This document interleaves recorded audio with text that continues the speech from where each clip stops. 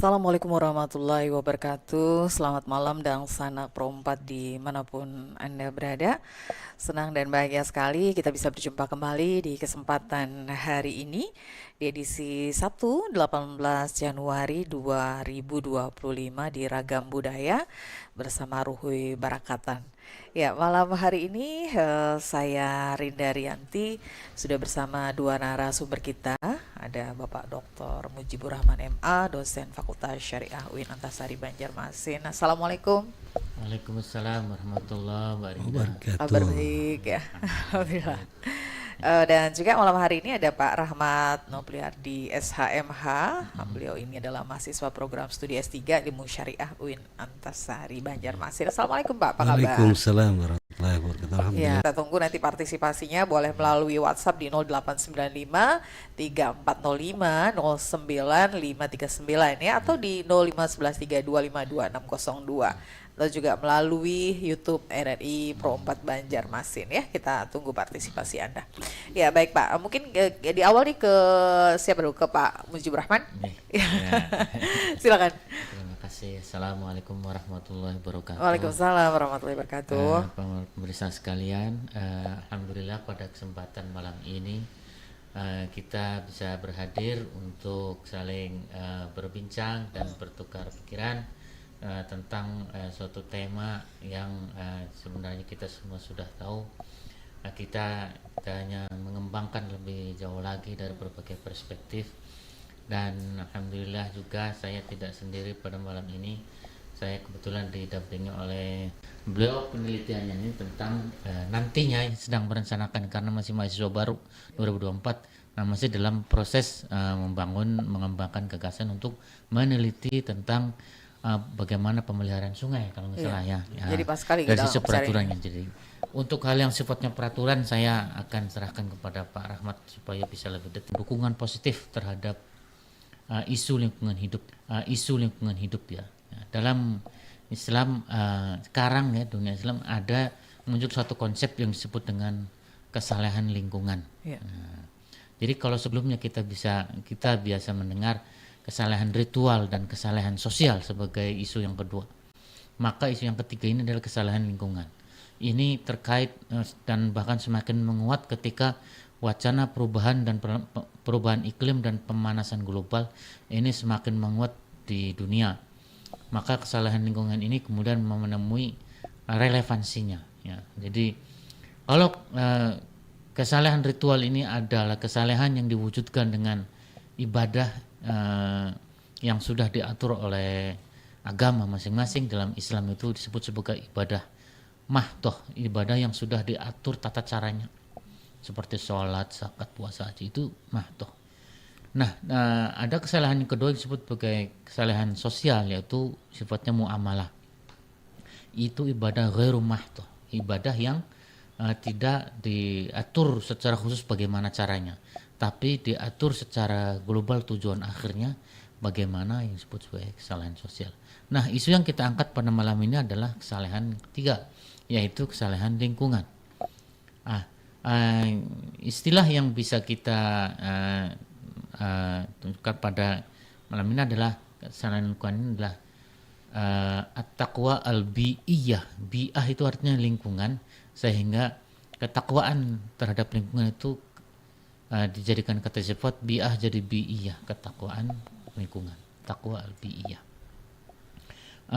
Nah, ini konsep ini adalah konsep yang menekankan tanggung jawab manusia untuk menjaga, melestarikan, dan merawat lingkungan sebagai bentuk ibadah dan tanggung jawab spiritualnya. Jadi tanggung jawab spiritual ini diwujudkan dalam bentuk perlakuan kita terhadap lingkungan hidup.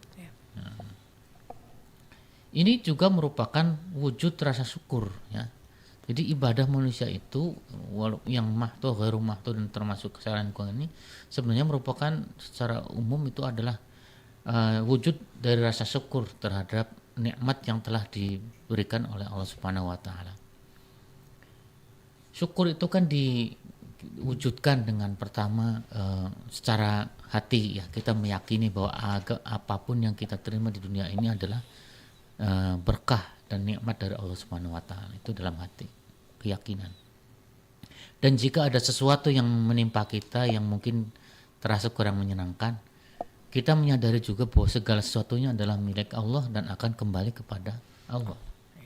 Itu secara hati. Secara lisan tentu saja yang paling sederhana ucapan syukur alhamdulillah. Itu selalu kita biasakan pada diri kita dan anak-anak kita untuk biasa menggunakan kata alhamdulillah dalam segala sesuatu yang kita rasakan nyaman. Wujud lainnya adalah yang secara umum itu terima kasih. Di sekolah-sekolah kita selalu berkata terima kasih. Terima kasih kepada Allah, terima kasih kepada orang lain. Terima kasih atas apa yang telah kita terima. Terus wujud rasa syukur secara lisan. Dan yang ketiga, rasa syukur dalam bentuk perbuatan. Nah, perbuatan inilah kemudian yang tadi kita sebutkan, ada yang diatur tata caranya, ada yang tidak diatur tata caranya, dan ini tidak diatur tata caranya dan ditujukan bukan kepada manusia tapi kepada alam di sekitar kita, yang disebut dengan syukur terhadap nikmat alam semesta. Kita hidup dengan berkah dan nikmat dari Allah itu melalui apa yang kita dapatkan dari alam di sekitar kita.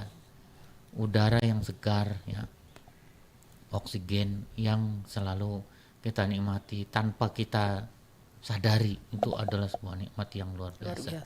Banyak orang yang tidak bisa bernapas karena kesulitan dalam oksigen bernapas. mahal kalau di rumah sakit, mahal, orang yang iya. sakit. Flu saja itu sudah permasalahan bagi pernapasan kita. Iya. Flu itu pada sekitar dari mulai tahun 2020 sampai 2023 ya, selama 2 tahun setengah itu betul-betul menjadi bencana dunia. Ini masalah pernapasan. Iya. Jadi flu, ya COVID-19 itu luar biasa. Itu masalah oksigen. Lain-lainnya itu banyak. Ya. Nah, nikmat yang lainnya dari sumber daya alam yang dilintasi oleh sungai ini adalah alam yang sehat. Iya. Tapi Tidak sungai kita tuh kayak, tapi kalau sungai atau kita terlihat serba. di Banjarmasin ini, kita sebenarnya merasa malu ya. Kan ada kasur guling bantal Iya, itu. Banjarmasin sebagai ya segala macam melewat di sungai itu ya. Nah, kalau kita melihat keadaan seperti itu, kemudian kita diam saja, bahkan tidak merasa bahwa itu ada masalah dengan diri kita, itu berarti hati kita sakit. Ya. Dalam Al-Quran disebutkan fi qulubihim maradun. Itu surat Al-Baqarah ayat 10 sampai 12. Fi qulubihim maradun fazadahumullahu maradu. Jadi di dalam hati mereka itu ada penyakit. Fazadahumullahu maradu. Walau ma'adzabun alim bima kanu yaktibun. Di dalam hatinya itu ada sakit, itu bagi orang-orang yang tidak merasakan bahwa ada masalah, ya. Bahwa ada masalah dengan lingkungan, tapi mereka tidak merasa bersalah. Cuek. Nah, dalam ayat berikutnya disebutkan, wa idza qila lahum la tufsidu fil ardi qalu innama nahnu muslihun. Ya. Ayat 11 surat Al-Baqarah itu menyatakan, dan jika dikatakan pada mereka, wa idza qila lahum la tufsidu, janganlah kamu berbuat kerusakan fil ardi, di atas bumi ini, ya. Mereka malah jawab, qalu innama nahnu muslihun, enggak, kami berbuat baik kok. Nah, berarti itu fi qulubihim maradun, seperti halnya disebut ayat sebelum. Itu sakit hati mereka, ya. Udah jelas itu kerusakan alam itu ada hubungannya dengan apa yang mereka lakukan, tapi mereka malah berbuat itu, ya. Walahum azabun alim, makan itu. Wa idza qila lahum la tufsidu fil ardi qalu innama nahnu muslihun ala innahum humul mufsiduna walakin la yash'urun. Sesungguhnya mereka itu yang berbuat kerusakan, walakin la yash'urun, tapi mereka tidak merasa. Orang yang tidak merasa ini adalah yang hatinya sakit. Nah, bagi masyarakat Banjar yang dikenal sebagai masyarakat Muslim yang berbasis sungai, saya dari hasil pembacaan sedikit-sedikit, ya, setidaknya ada 4 macam kesadaran. Kesadaran yang perlu dibangun dan dikembangkan. Yang pertama adalah kesadaran religius. Yang kedua adalah kesadaran hukum. Yang ketiga adalah kesadaran ekonomi, dan yang keempat kesadaran sosial. Nah, ini kesadaran lingkungan hidup yang berbasiskan yang berdasarkan dari 4 macam kesadaran ini. Jadi perlu satu persatu kita, kalau kita ini kesadaran religius tadi sudah saya awali. Di dalam Al-Quran disebutkan berbagai. Mengapa manusia harus menyadari kesadaran lingkungan hidup dari sisi religius?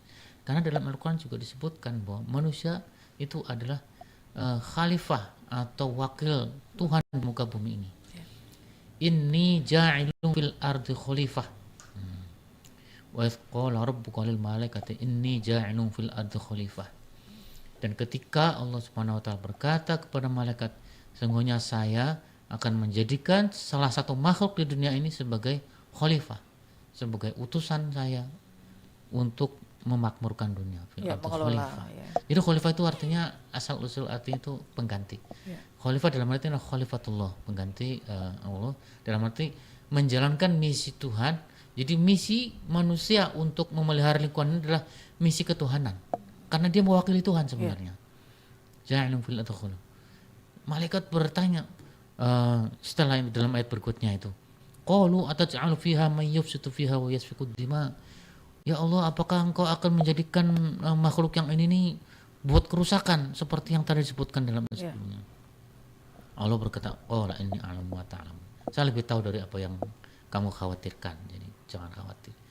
Tapi ya itu tadi, ya, manusia harus menyadari bahwa dia itu wakil Tuhan di muka bumi ini untuk menyelamatkan lingkungan, menjaga alam. Ya, itu kesadaran religius yang pertama-tama prinsipnya mereka harus bahwa misi kemanusiaan, misi lingkungan hidup yang mereka emban adalah misi atas nama Tuhan. Yang kedua adalah larangan terhadap kerusakan dan penyalahgunaan lingkungan. Seperti tadi disebutkan, bagaimana manusia itu kadang-kadang tanpa sadar membuat kerusakan. Ya. Bahkan secara sadar ya. Ya, bahkan secara sadar, tapi kemudian tidak mengakui. Ya. Azabun alim mereka mendustakan, ya. Walahum azabun alim. Mereka mendapat siksaan karena mereka mendustakan apa yang sebenarnya terjadi.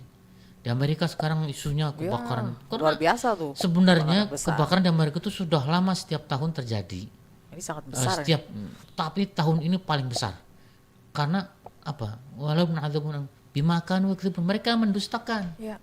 Ada pemanasan global, mereka bilang enggak ada, biasa-biasa saja, enggak ada apa-apa katanya. Jangan khawatir. Berarti kan mereka mendustakan. Mereka tahu padahal mereka gudangnya ilmuwan itu ada di sana, tapi mereka mengatakan tidak ada. Jadi itulah akhirnya semakin besar kebakaran di sana dan sampai hari ini belum tertangani. Belum 100%, baru tidak sampai 50% yang terpadamkan. Ini baru sampai hari-hari ini berarti kayak sekitar 20-30%. Jadi udah puluhan ribu rumah sudah dan itu rumah yang mahal-mahal di Hollywoodnya. Jadi nah, bagaimana untuk menjaga jangan sampai kita membuat kerusakan dan penyalahgunaan lingkungan? Caranya adalah kita jangan berlebih-lebihan dalam memanfaatkan alam. Wa kulu washrabu wa la tusrifu innallaha la yuhibbul musrifin. Allah tidak suka terhadap bangsa yang melakukan perbuatan yang berlebih-lebihan mengeksploitasi. Tapi itu yang terjadi alam sekarang ini ya Pak. Iya. Ya. Yang ketiga adalah prinsip secara religius ya. Dalam Al-Quran ada konsep mizan. Konsep mizan itu keseimbangan alam. Jadi Ar-Rahman ayat 55, surat 55 ayat 7 dan 8 sebutkan was sama arfa'aha wa wada'al mizan. Alam ini laut ini ditinggikan, langit ini ditinggikan warfa'aha wa wada'al mizan alla tatghaw fil mizan. Dan kami meletakkan di bumi ini sistemnya itu yang seimbang. Jadi antara alam dan manusia itu harus ada keseimbangan ya. Jadi tanpa adanya keseimbangan maka akan terjadi kekacauan dan kerusakan. Dan yang keempat dalam prinsip keagamaan ini tentu saja prinsip bahwa kita memelihara lingkungan hidup ini sebagai bagian dari iman. Dalam hadis disebutkan ada an-nadzafatu minal iman. Bersih-bersih itu bagian dari imannya. Jadi kalau orang yang tidak beriman ini kelihatan ya badannya mungkin jarang sholat ya kan. Mungkin orang yang tidak sholat kan jarang wudhu, tidak pernah wudhu, berarti badannya kotor terus. Ya mungkin badannya parfum, pakai Iya, apa itu, tapi tapi nggak mandi. hatinya an-nadzafatu. Iya. Itu kesadaran religius ya. Heeh. Nah, yang kedua tuh kesadaran hukum. Nah, tentang kesadaran hukum ini masyarakat perlu diberi sosialisasi tentang perannya sebagai regulator dan penegak hukum lingkungan hidup dengan menerbitkan berbagai peraturan perundang-undangan. Nah, ini saya minta kepada Pakar hukumnya. rekan kita ya, pakar kita tentang peraturan yang diterbitkan oleh pemerintah tentang lingkungan hidup ini setidaknya yang kalau yang sependek pengetahuan saya setidaknya ada dua, yaitu PP nomor 30 tahun 2024 dan sebelumnya kalau untuk Banjarmasin ada Perda Kota Banjarmasin nomor 15 tahun 2016. Nah, isinya apa? Saya persilakan kepada Pak Rahmat Nopliardi untuk kira-kira isinya apa ini, Pak? Perda dan PP ini. Ya. Ya, silakan Pak. Mm-mm. Terima kasih Dr. Mujibur Rahman, pemirsa RRI Pro 4 di Iya. mana saja berada, di suasana sejuk, enak sebenarnya Ada kalau hujan dingin. itu. Enaknya gini jaketan, sarungan gitu Pak ya, ngopi. Sambil ngopi gitu Iya. kan. Sampai ngobrol kayak kita gini Iya. ya. Dan menikmati genangan air, genangan sebenarnya. Iya. Karena itu hanya tergenang. Terkait dengan air ini memang isunya sudah jadi isu global. Iya.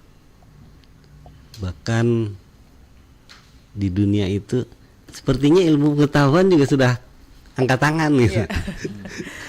Karena faktanya emang kita lihat sendiri sekarang ini ya. Iya. Nah,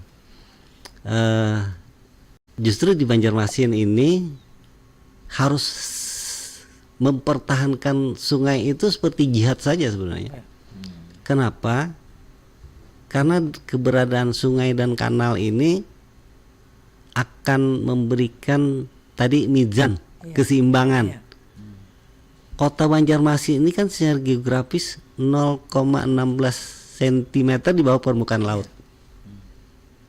Nah, tapi dengan banyaknya sungai dan kanal itu, air ini kan mengalir terus saja. Dari 219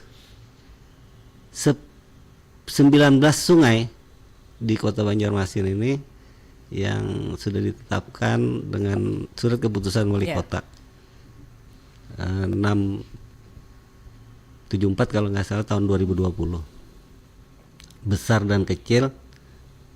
Nah, mungkin itu menjadi tugas saya Pak nanti mana yang rusak, mana yang enggak gitu. Iya, mana yang sudah dangkal, mana yang udah menyempit gitu kan. Iya. Sekarang banyak juga rumah-rumah warga yang udah langsung kemana, ke tengah gitu Pak ya, di pinggiran sungai. Kalau istilah Pak Soekarni itu bersatu padu, Bu.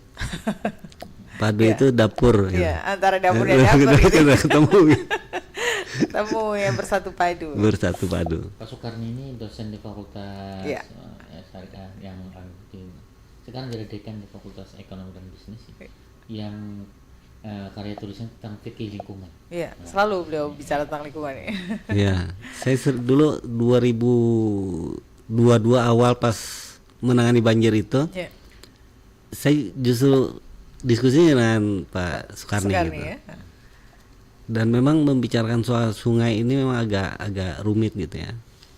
Kenapa? Karena dari sisi regulasi saja di Indonesia ini seperti ada turbulensi gitu antara satu aturan dengan aturan yang lain.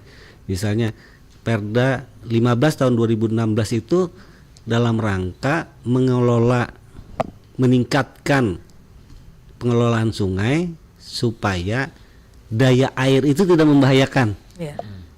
Saya sangat tertarik dengan daya air itu. Saya belum pernah menemukan informasi yang dari perspektif religius seperti yang disampaikan Pak Mujibur Rahman tadi tentang kesadaran religius. Itu tidak ada satu literasi pun yang menyatakan bahwa air itu kalau dalam konteks kanal dan sungai ya, Iya. itu nggak ada yang berbahaya. Yang berbahaya itu kalau airnya keluar dari sungai. Meluber ya. Nah, itu yang berbahaya. Nah, sehingga Perda 15 2016 ini mengatur di dalamnya diantaranya itu adalah tentang pengelolaan sungai, partisipasi masyarakat, kemudian normalisasi sungai. Ya. Nah, sampai kepada titik normalisasi ini di dunia sudah nggak pakai lagi, Pak. Ternyata di Amerika sudah nggak digunakan lagi normalisasi itu. Tapi kita masih ya Pak ya? Di Indonesia masih ada, tapi pada titik-titik tertentu. Iya. Kenapa jadi nggak boleh? Sungai itu kan ada tebing-tebingnya. Nah, kalau itu ditutup seperti di Sungai Martapura, Iya. itu ada namanya kepiting yang halus-halus itu, Pak, yang kecil-kecil. Oh iya iya iya. Riap-riapan namanya. Itu bikin lubang di tebing sungai itu. Ya. Ternyata itu berfungsi untuk nampung air. Oh. Jadi pada waktu dia surut, itu airnya keluar. Keluar lagi dari situ. Bayangkan kalau itu ada 1000 kepiting itu. Iya. Nah, dia bikin sampai puluh meter ke dalam itu. Luar biasa. Satu. Yang kedua, normalisasi itu selalu misalnya kalau dia tampung ruang air sungai itu menyempit, maka digali, dikeruk. Karena sungai-sungai di Banjarmasin ini kan tingkat sedimentasinya juga sangat tinggi. Sangat tinggi betul. Saya baca satu literatur, ternyata sedimentasi itu sangat bermanfaat untuk kehidupan makhluk. Ada bahkan ikan salmon itu bisa bertelur di sedimentasi itu. Kita tahunya salmon itu adanya di Jepang, Pak, Iya. di air laut yang dalam gitu. Nah, ternyata sedimentasi itu sangat berfungsi. Nah, kalau di Sungai Banjarmasin ini kan sedimentasi itu bukan hanya sekedar lumpur, Iya. tapi ada mesin cuci, Itu tadi ada gue udah kasar ada seperti ada pindah rumah gitu. Toko serba, toko serba. Kasur, kursi, sepatu, baju. Ya. Nah, jadi kalau saya pernah sekitar tahun 2004 apa ya, itu ikut diskusi. Rupanya Jalan Ayani ini kan sudah dihitung Iya. kapasitas air itu. Jadi kalau dengan ukuran yang sekarang itu dianggap cukup gitu. Saya ngomongnya waktu itu, saya masih ingat kita ngomongnya sekarang. Ngomongnya sekarang. Tapi nanti ke 10 tahun yang akan datang Udah beda ya. itu udah beda. Kenapa? Terbukti bahkan ada saluran air bersih yang ditaruh di sungai itu gitu. Iya, hampir di mana-mana kalau kita lihat di Banjarmasin ini. Di berbagai sudut itu ya. Nah, Perda nomor 15 2016 itu juga termasuk sebenarnya menjaga kualitas air.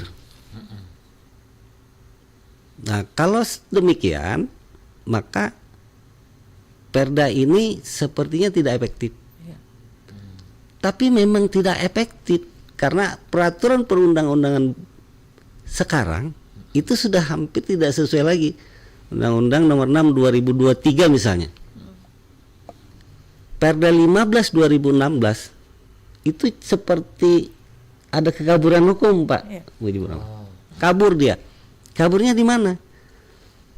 Kalau dilihat dalam perspektif ekosentris, perlindungan ekologinya itu perlindungan yang mana gitu. Nah, PP 30 2024 itu lebih tegas, berkelanjutan, ekologi,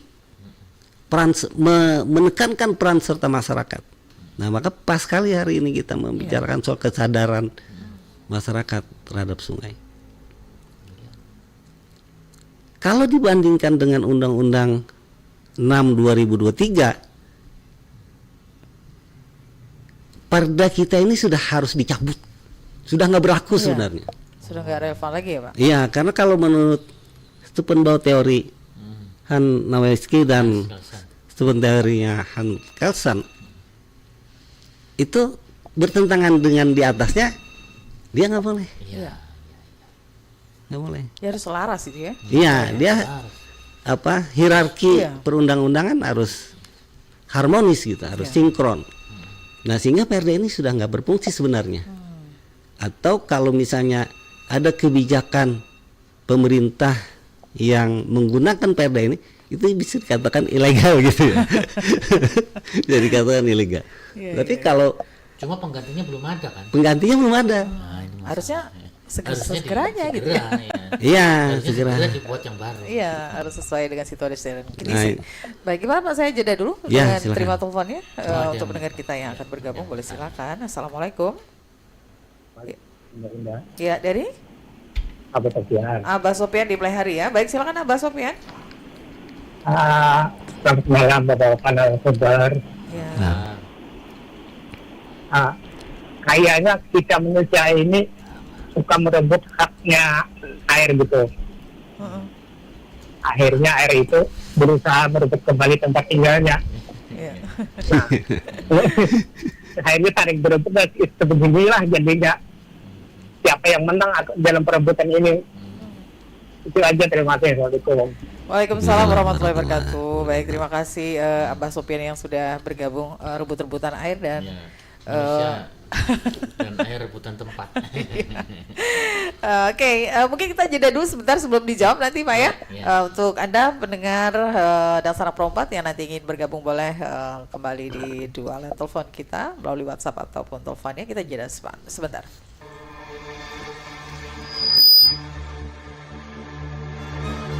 Jika di Pulau Jawa ada kesenian ludruk, lenong, dan ketoprak, di bumi Kalimantan ada pula kesenian serupa yang selama ratusan tahun turut memperkaya khasanah kebudayaan Indonesia. Seni pementasan ini terkenal dengan sebutan Mamanda. Bila mana kita telah sampai di mana kita punya penjagaan, maka lebih baik kita mengenalkan nama lawan jabatan. Bagaimana saudara? Dibanding dengan seni pementasan yang lain, Mamanda lebih mirip dengan lenong dari segi hubungan yang terjalin antara pemain dengan penonton. Interaksi ini membuat penonton menjadi aktif menyampaikan komentar-komentar lucu yang disinyalir dapat membuat suasana jadi lebih hidup.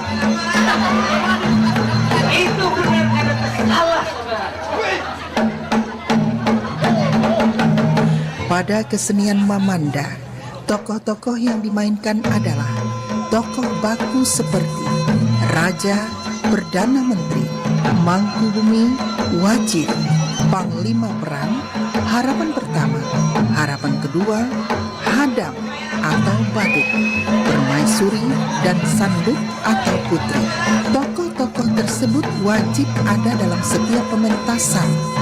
Agar tidak ketinggalan, tokoh-tokoh Mamanda sering pula ditambah dengan tokoh lain seperti Raja Negeri Seberang, Perompak, Jin, Kompeni, dan tokoh lainnya guna memperkaya. Aku punya nama. Terpangkat sebagai seorang kapan kedua di kerajaan Palimbahan Swarnaraga ini. Bagaimana saudara? Ujur kada salah saudara. Mamanda secara etimologis terdiri dari kata mama yang berarti paman dalam bahasa Banjar dan da yang berarti terhormat. Jadi Mamanda berarti paman yang terhormat. Dahulu seni drama Mamanda tradisional sangat populer di kalangan masyarakat Kalimantan Selatan pada umumnya. Pertunjukan Mamanda memiliki nilai budaya yang sangat tinggi. Di samping sebagai media hiburan, selain itu, Mamanda juga berfungsi sebagai media pendidikan bagi masyarakat. Cerita yang disajikan dapat berupa kisah-kisah terdahulu, keteladanan, kritik sosial, nilai-nilai budaya, dan sebagainya.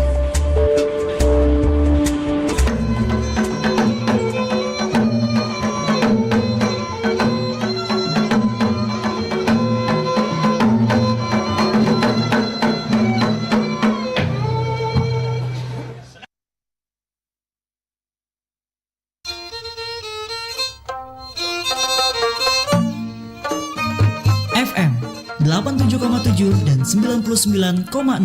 Pro 4 Suara Budaya Banjar.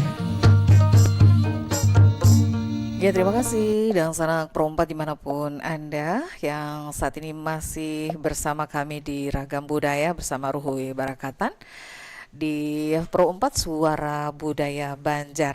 Ya, kita masih bicara tentang kesadaran lingkungan hidup masyarakat sungai bersama Bapak Mujibur Rahman dan juga Pak Rahmat Nopriardi. Ya, untuk Anda yang ingin bergabung boleh silahkan di 0895 34050959 melalui WhatsApp atau juga melalui telepon kita di 0511 325 2602. Tadi sudah ada Abah Sopyan. Baik, ini sudah ada WhatsApp yang masuk, kita coba menyapa dulu ya. Ya, halo. Assalamualaikum. Halo. Ya, halo. Waalaikumsalam. Ya, selamat malam dari Ibu Ratu kayaknya nih. Iya betul. Ya, baik, silakan. Terima kasih Mbak Rinda. Ya, boleh silakan. Selamat malam Pak Mujib juga Pak. Siapa satunya? Pak Rahmat Nopriardi. Masalah sungai lah Mbak Iya. Rinda lah. Iya. Kesadaran kita nih. Iya. Jadi dulu saya pernah juga tinggal di bantaran sungai. Sungai Kelayan. Iya. Jadi dulu pernah ada pengerukan itu Mbak Rinda. Nama yang ngeruknya itu Yuku, kalau tidak salah waktu itu. Jadi yang dikeruk itu banyak hasilnya gitu. Nah, banyak ada dikeruk dulu itu. Mungkin kelotok-kelotok yang bilangnya banyunya surut tuh kandas di situ. Iya. Jadi sekarang tuh alhamdulillah surut apapun Sungai Kelayan tuh kalau dilalui gitu, transportasi kelotok nyaman sudah. Jadi ketika itu pengerukan itu banyak hasil kerukannya itu yang dibawa oleh tongkang. Jadi hasil kerukannya itu antara lain berbagai macam logam, kayu, kain, kaca, batang dan berbagai macam batang besar-besar itu Mbak Rinda. Jadi banyak di situ barang-barang bahari itu berkumpul. Jadi di situ bukan yang mengambil barang dari itu Mbak Rinda. Kolektor ya. Kolektor barang-barang antik. Iya. Jadi kain berbagai macam itu banyak didapat di situ. Ada kain korden nggak itu ya? Pokoknya macam-macam kain kan menumpuk di situ Mbak Rinda. Nah jadi melihat itu Mbak Rinda, mungkin jer ulun di sungai-sungai yang halus-halus di sekitaran kita ini mungkin kayak itu juga. Yang nampak itu adalah plastik yang bercampur dengan tumpukan-tumpukan lumpur gitu kan. Sehingga ketika hujan banyu pasang lalu meluber kemana-mana. Dan sekarang ini kita melihat sekeliling yang khususnya di dataran rendah kayak ulun ini termasuk rendah Mbak Rinda. Yang tadinya yang di kolong-kolong itu banyak plastik-plastik sekarang meluber ke jalan-jalan. Ini di daerah mana yang sekarang nih? Kalau ulun ini kan di sekitaran Komplek Rahayu gitu kan. Oh iya. Husan Sungai Lulut gitu nah. Yang mana banyu pasang ini kan keluaran semuanya yang di kolong-kolong itu. Jadi yang tadinya kada bisa membuang sampah di kolong pun terkena imbasnya. Yang paling ini banyak Mbak Rinda botol-botol dan ini bekas popok itu Mbak Rinda. Ngambang sengambang-ngambangnya jerurang tuh segana-ganalnya. Apalagi banyu dalam lah, calap lah. Jadi sampai ke jalan-jalan nih. Itu keluaran di pinggir-pinggir di jalan-jalan. Kalau sudah surut tuh kelihatan. Yang jelas kada payu dijual. Ya itu. Iya. Jakanya tuh kayak apa solusinya itu dan salah satunya kan lagi-lagi kesadaran ya. Iya, membuang sampah itu Mbak Rinda. Ini masalah popok ini ini kan biasanya dibuang ke sungai Bapak. Iya. Ketika masih di sungai itu kan berdomisili di pinggir sungai itu. Iya. Ketika banyak dalam, Mbak Rinda. Kemana-mana jadinya. Popok yang dibuang ke sungai itu. Iya. Sampai sekarang. kan ada solusinya kah kita membuang selain Iya. ke sungai, Iya. ataupun mungkin selain ke sungai kayak apa caranya, mungkin ada apa gitu kan, supaya jangan terlalu Sanksi atau apa ya, itu ya, khususnya popok tegas. ini, baik pun itu popok bayi dan juga untuk ini orang yang sudah dewasa. Ya. Baik. Itu aja Mbak Rinda. Baik, terima kasih Bu Ratu. Makasih sedikit ya, unek-unek lah gitu kan. Ya, baiklah. Terima kasih ya. Terima kasih kembali. Assalamualaikum. Waalaikumsalam warahmatullahi wabarakatuh. Wah, ada telepon lagi. Mungkin jadi satu aja nanti kita jawab Pak ya. Oke. Ya, Assalamualaikum. Halo. Salam Ya, dari warahmatullahi Pak Sadam wabarakatuh. ini. Assalamualaikum Bapak. Waalaikumsalam. Mungkin agak bisa Waalaikumsalam lebih singkat, waktu kita tinggal sedikit, ada Oh tiga, iya. tiga Singkat penanya. aja. Ya, Pak Begini, Sadam. itu tadi judulnya kesejahteraan sungai kah? Bukan, kesadaran lingkungan hidup masyarakat sungai. Iya Kak, jadi sejahtera nanti sungai itu gitu loh. Nah jadi begini Pak Ujungnya ya. seperti itu ya diharapkan ya. Iya, Nah. kan kalau kita lihat sungai-sungai bagian atas saja begitu ya. Ketika air naik kah atau surut begitulah apa dan sebagainya, itu banyak Pak kembang-kembang itu.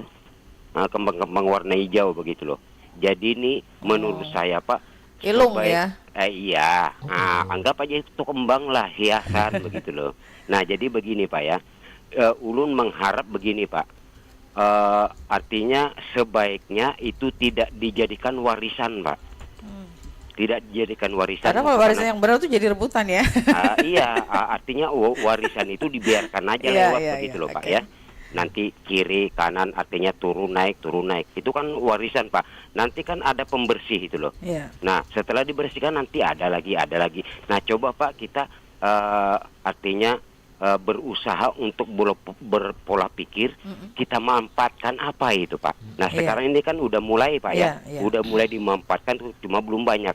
Jadi nantinya bukan lagi pemerintah yang campur tangan di sana Pak, itu masyarakat sendiri. Iya. Karena dia perlu. gitu Iya, loh. melihat kan? peluang yang bagus Nah, sebenarnya peluang. ya. Makanya tolong sebaiknya tidak dijadikan warisan atau ditradisionalkan atau dibudayakan begitu loh Pak. Nah ini menyangkut pola pikir kita Pak, bagaimana sebenarnya itu. Iya, baik. Nah kalau yang tenggelam kan kita nggak melihat. Nah itu wajar-wajar aja Pak. Iya. Nah begitu kan, setidaknya kita harus menggali sehingga nanti itu bilang Mbak Ratu tadi itu barang antik kok banyak di dalamnya itu loh Pak. Mungkin puluhan tahun atau ratusan yang akan datang Nah, itu bisa jadi iya. barang antik. Nah iya, jadi barang Warisan juga ya. Iya, warisan juga itu Pak. Iya, baik. Nah jadi barang-barang itu Pak, artinya, aduh nggak bisa ngomong lagi, itu aja udah. Iya, baik. Ada waktu dah. Oke, terima kasih Terima Pak ya. kasih. Ya, assalamualaikum. Waalaikumsalam warahmatullahi wabarakatuh. Mungkin kita cukupkan saja untuk penelpon. Sekarang waktunya kita untuk Iya, menanggapi. iya, Yang iya. pertama dari Abah Sopian tadi, kemudian Ibu Ratu dan Pak Sadam. Silakan. Pak Mujib atau Pak Rahmat. Mana dulu? Karena Ya, silakan. sepertinya belum selesai. Waktu kita 10 menit ini tuh jawab. Iya, 10 menit ya. Iya. Kalau sampah ini memang dilarang Iya. di Perda. Sayangnya Perda itu kan, Perda ini ancamannya paling 3 bulan kalau Iya. kurungan badan gitu. Kalau denda ya palingan 5 juta lah paling banyak. Jadi nampaknya tidak terlalu berarti kalau Iya. itu sebagai sebuah ancaman gitu Iya. kan. Tapi dengan adanya PP 30 tahun 2024, karena PP ini menekankan ke partisipasi masyarakat. Nah, sehingga kayaknya ancamannya juga besar gitu. Iya. Kalau yang dari Pak Sadam, ini sebenarnya sudah ada di daerah Benua Anyar. Nah, ilung-ilung yang itu ada, pemerintah kota sudah menyediakan alatnya itu. Nanti Digunakan, ditangkap oleh kapal itu, nanti ditaruh di daerah Benua Anyar lah, Iya. seberang Soto apa gitu. Nah, itu sudah ada alat-alatnya. Iya. Nah, sekarang ini kan ilung itu dijadikan Banyak sendal, macam, Pak. Sendal, tas. tas, iya. sudah bagus-bagus, sudah di daerah Macam-macam. mana sini ya?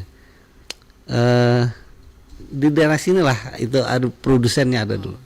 Tapi sayangnya ya sudah biasa kalau ekonomi masyarakat itu kan harus berjuang sendiri gitu. Iya. Kalau itu dibantu dengan kebijakan, misalnya hotel-hotel di Banjarmasin harus menggunakan itu oke itu. Iya. Dulu hotel apa yang Iya. dekat sini? Iya. Nah itu pakai itu dulu. Iya. Hotel Kalimantan juga pakai itu. dulu. Harusnya begitu ya. Ya harusnya begitu. Jadi itu karena apa, Ilung ini tumbuh subur gitu, tumbuh subur. Jadi banyak, tidak bisa dimanfaatkan sedemikian rupa gitu. Nah akhirnya ada beberapa kelompok masyarakat penggiat sungai itu menggunakan penangkap tradisional, menahan gitu supaya jangan. Tapi yang namanya banyak penangkapnya itu hanya penahannya itu hanya bambu aja, ya lewat. Ya. Jadi sebenarnya sudah ada upaya tapi belum maksimal mungkin Pak ya. Iya. Makanya perda ini juga harus diganti. Ya. Kalau saya mau menambahkan ini dari kesadaran berikutnya itu kesadaran sosial ekonomi. Perlu diingat lagi bahwa sungai ini sejak zaman dahulu kala itu merupakan basis dari peradaban. Peradaban apapun di dunia ini berasal dari sungai. Peradaban tertua seperti di Mesir itu dari sungai Nil. Kemudian peradaban Cina itu sungai Yangtze. Indochina itu namanya sungai Mekong. Di Amerika itu bisa hidup karena ada sungai Mississippi, sungai terpanjang di Amerika dari utara sampai ke selatan. Di Brazil itu sudah tahu kita namanya sungai Amazon. India itu peradaban besar berasal dari sungai Indus dan sungai Gangga. Bangladesh sampai ke Bangladesh sungai Irrawaddy. Di peradaban besar di Mesopotamia itu sungai Tigris dan sungai Efrat. Eropa itu dari sungai, sungai Danube, sungai Volga, Rusia itu sungai Volga. Di Jerman, Belgia itu ada sungai namanya sungai Rhine. Baru Olimpiade kemarin di Prancis itu, Paris itu berusaha menjadikan sungai Rhine itu sebagai ikon baru. Sungainya dibersihkan lagi, benar-benar berbenah, dijadikan tempat olahraga triathlon. Walaupun masih ada keluhan beberapa atlet itu katanya gatal-gatal ini sungainya. Tapi mayoritas mengatakan bagus sekali menjadikan sungai kembali ini. Nah ini juga Banjarmasin sebagai masyarakat yang membanggakan yang sungai sebagai bagian dari peradaban orang Banjar. 1000 sungai, cukup satu saja, sungai Barito atau 2 sama sungai Martapura ya.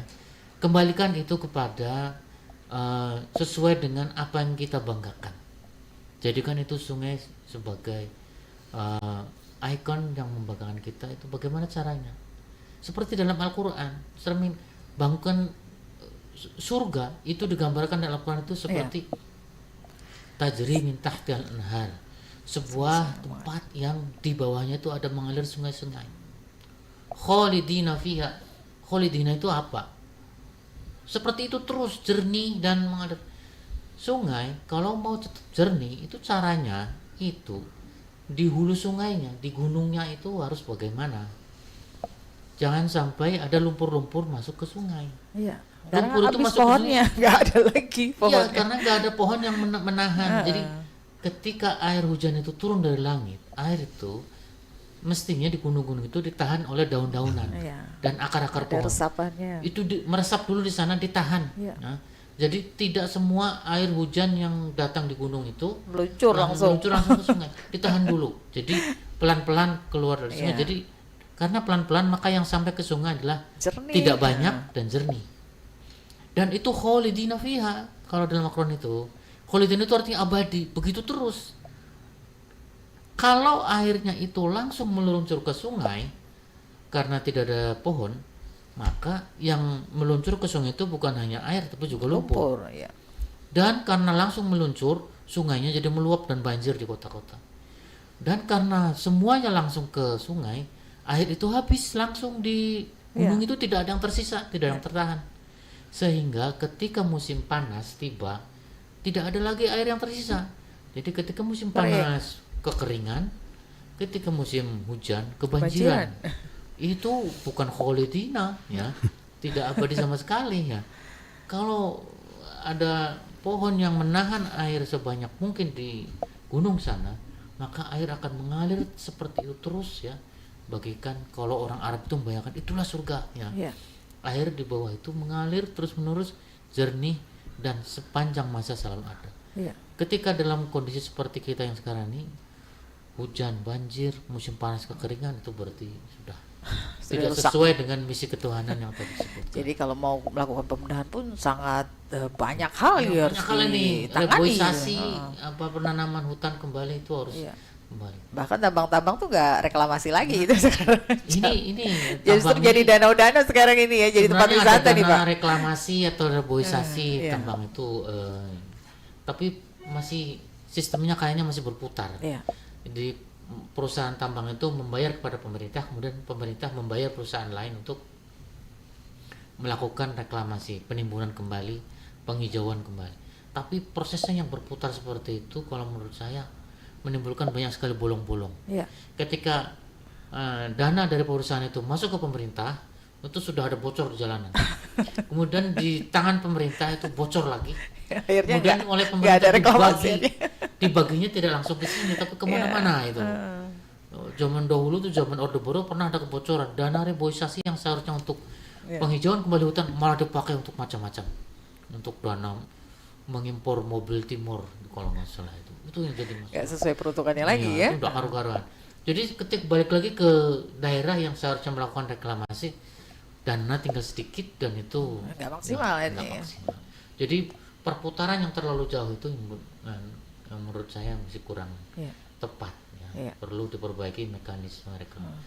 Seharusnya perusahaan itu sendiri langsung lah Iya. ya, Langsung melakukan reklamasi ya, Iya. habis menggali gitu harusnya. biar tidak terlalu rumit ya. Iya. Nah, Karena terlalu panjang prosesnya, akhirnya bocor di mana-mana, akhirnya nggak sampai. Gitu. Waktu kita tinggal 2 menit loh Pak. Ini Pak Rahmat mungkin bisa menanggapi juga atau sebenarnya Iya. kita pada kesimpulan nih. Iya. Sekarang ini sumber daya air itu menjadi isu global, isu hangat lah sebenarnya. Dan saya tergugah oleh Sayyid Nasir, seorang pemikir Islam kontemporer. Iya. Itu mana ahli pemikir-pemikir Muslim itu mana? Iya. Tapi memang sekuler itu juga kurang ajar. Dia minta tolong dong agama-agama ini bantu kita untuk memperbaiki lingkungan. Iya. Lah kemarin ngomong ekonomi, ngomong pendidikan bisa menyelesaikan itu, nggak ada. Ternyata ilmu pengetahuan dan ekonomi yang digaung-gaungkan menghancurkan bumi, merusak udara, meruntuhkan tanaman-tanaman, tegakan pohon. Itu nilai ekonominya nggak seberapa ternyata. Nah, sekarang undang-undang Omnibus Law 6 2023 itu juga ternyata lebih menekankan kepada nilai ekonomi, investasi. Iya. Sehingga akses masyarakat terhadap air itu juga berisiko. Padahal kita sudah punya pengalaman undang-undang nomor tahun 74 yang di judicial review di Mahkamah Konstitusi itu dicabut. Diulang lagi di 2023. Tapi untungnya PP 30 2024 itu lahir berdasarkan 6 2023. Tapi sebagai turunan Undang-Undang Nomor 17 tahun 2019. Jadi ini agak sinkron lah di antara itu gitu. Tapi perdanya ini kan perda yang sudah lama gitu. Harusnya kayak Perda 15 2016 ini begitu Undang-Undang 17 2019 itu sudah harus diganti sebenarnya. Nah, oleh karenanya memang perda, dan yang paling menarik itu adalah ketika perda ini akan dirubah itu harus dimasukkan unsur-unsur maqasid syariah Pak. Iya. Nah, ini kesempatannya gitu. Iya. Dan itu lebih keren lah istilahnya. Lebih keren. Ya, saya pikir begitu. Waktu kita udah habis sih Pak. Kesimpulan mungkin 1 menit lah. Kesimpulannya jadi manusia sebagai makhluk Allah beribadah bukan hanya dengan melaksanakan ritual yang sudah diatur, ya, tapi juga ritual yang tidak diatur cara-caranya, yaitu ibadah sosial dan ibadah terhadap lingkungan. Nah, kalau kita sudah mendengar tentang kesalahan ritual dan kesalahan sosial, maka kita mendapatkan satu lagi memperkenalkan satu lagi namanya kesalahan lingkungan yang disebut dengan at-taqwa al-bi'iyah. Ya. Kesalahan terhadap lingkungan hidup. Begitu saja buat saya. Pak Rahmat? Oke. Sungai itu adalah sumber kehidupan. Di dalam tubuh kita ini kalau nggak ada air, ya kita akan semaput kita itu, dehidrasi. Nah makanya sudah saatnya kita harus merubah cara berpikir, memperlakukan air, memperlakukan sungai maksud saya, memperlakukan sungai itu sebagai saudara, gitu. Karena dia adalah makhluk. Dan yang paling terakhir itu adalah ketika kita merasa menjadi seorang khalifah, menjadi seorang pemimpin, bersamaan dengan itu detik itu juga harus merasa sebagai seorang hamba, Pak. Iya. Karena kalau sudah merasa pemimpin, dia hebat, kuasa dan sebagainya. Tapi kalau tidak ada Abdullah sebagai hamba, bukan pemimpin, nggak ada pemimpin. seolah-olah dia nggak mau karena dia pemimpin itu. Itulah ini yang agak rumit ketika itu harus disinkronkan. Saya pikir harus begitu. Baik, luar biasa perbincangan kita ini. Sebenarnya masih banyak Mbak ya hal yang masih akan dibahas, tapi waktu kita ini udah nggak memungkinkan. Ya insya Allah nanti lain waktu dan kesempatan bisa ketemu lagi, kita bisa bicara lagi ya. Dan mudah-mudahan ini juga akan menggugah kesadaran kita bersama semuanya untuk tetap menjaga lingkungan kita, utamanya sungai ya. Apalagi Banjarmasin ini penuh dengan banyak sungai yang memang harus kita jaga dan harus kita pelihara ya. Baik, terima kasih Pak Dr. Munjibur Rahman MA, dosen Fakultas Syariah UIN Antasari yang sudah bersama kita, juga Pak Rahmat Nopriardi SHMH, mahasiswa program studi S3 Ilmu Syariah UIN Antasari Banjarmasin, dan juga Anda pendengar pemirsa Prompat yang sudah bersama kita di kesempatan malam hari ini di Ragam Budaya Ruhui Barakatan. Dan insya Allah kita masih bisa ketemu lagi di lain waktu dan kesempatan kalau diberikan Allah Subhanahu wa taala umur panjang dan kesehatan ya. Selamat malam. Assalamualaikum warahmatullahi wabarakatuh.